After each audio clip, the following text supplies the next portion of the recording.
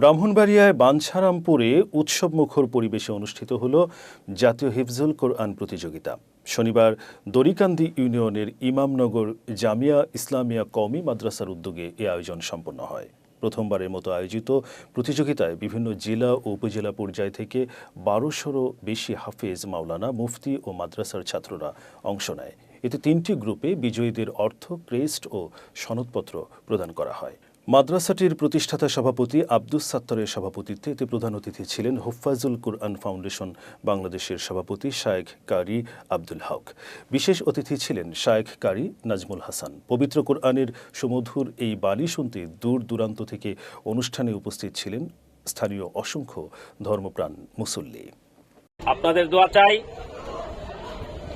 ইমামনগর জামিয়া ইসলামিয়া কওমি মাদ্রাসা আজকের যে ব্যাপক উৎসাহ, আমেজ, যে উদ্দীপনা চালিয়ে যাচ্ছে, এটা ইমামনগরবাসী সকল অতিথিকে যেমনভাবে আপ্যায়নের সঙ্গে রিসিভ করেছেন, ইনশাল্লাহ আগামীতেও তা চালিয়ে যাবে ইনশাল্লাহ। জি, আলহামদুলিল্লাহ।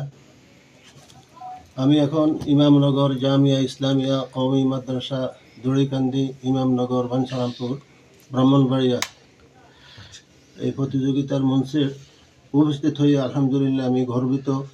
খুব সুন্দর ব্যবস্থাপনা। সারা দেশব্যাপী যত হিফজুল কোরআন প্রতিযোগিতা হয় তার মধ্যে এটা আজকের এই ব্যবস্থাপনাটা আমার কাছে উন্নত মনে হয়েছে, অদ্বিতীয়। আলহামদুলিল্লাহ। আল্লাহ তাআলা আমাদের আজকের এই প্রতিযোগিতাকে কোরআনে কারিমের প্রসারের জন্য আল্লাহ কবুল করেন। এই ব্যবস্থাপনার সাথে যারা সম্পৃক্ত সবাইকে আল্লাহ কবুল করেন, আমিন।